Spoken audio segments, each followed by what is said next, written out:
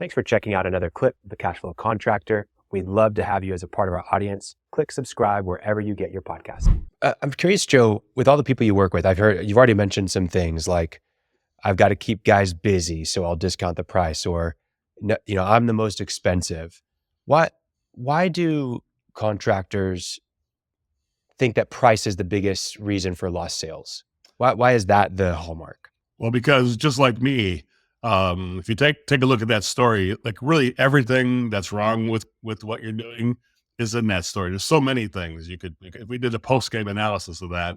I sat in the truck after I was with Ron, and he showed me the contract for $9,857, and I'm like, what the hell's wrong with me? I blame Mary, the woman. I'm like, why did she lie to me? I was like so upset. I was thinking, how terrible is she that she lied to me? I was thinking that, right?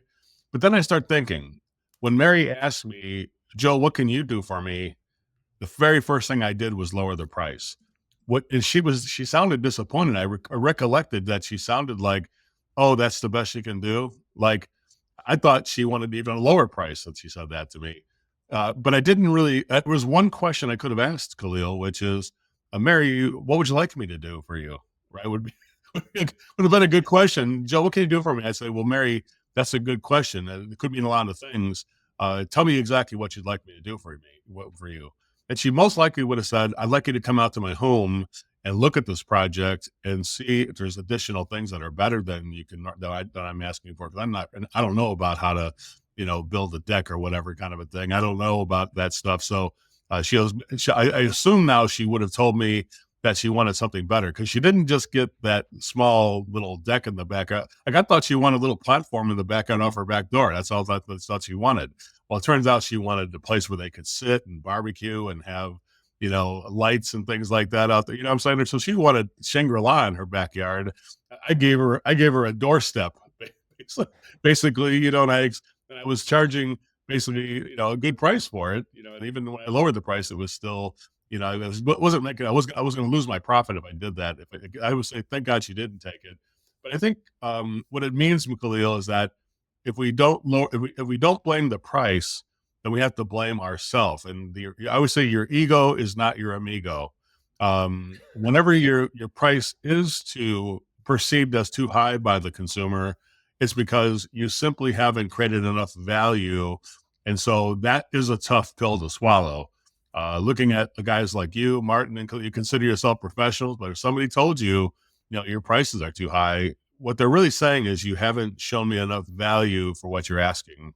It's not that the price is high. It's that you haven't demonstrated that managing this. If you're a construction professional, you haven't demonstrated to me exactly how you're going to manage this project and all the resources you're going to use. You haven't effectively done that. And I can't see why it's worth that kind of money.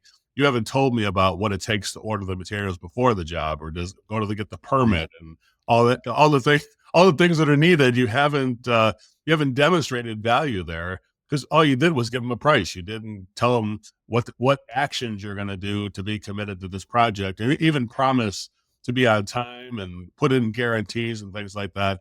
That could make a significant difference, that communicate value. Does that make sense? So you have so how do you? People are hesitant; they have to blame themselves, and I think their ego is their amigo. I think you have to say, my ego is not my amigo.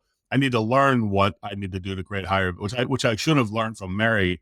I should have said, hey, what would you like me to do, Mary? It would have been a simple question, and she would have easily just told me, Joe, I want you to get off your ass and come out here and give me the better. I want to see what you have to offer and not just do what I want to do. Yeah.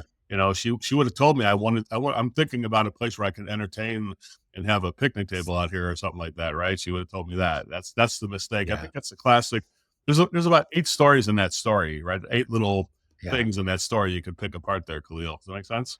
Yeah. Thanks for checking out a clip from the Cashflow Contractor. We have full episodes where we go deep on topics that help you grow a construction business that runs without you, so you can have less stress, more time, more money. Now, we've got other videos, other clips, but if you want to check out the full episode for this clip, you can click wherever our editor put it. It might be here, it might be there, it might be over my face, I don't know. But thank you for checking us out. We'd love to have you as a part of our audience. So subscribe or check out a full episode wherever you get podcasts.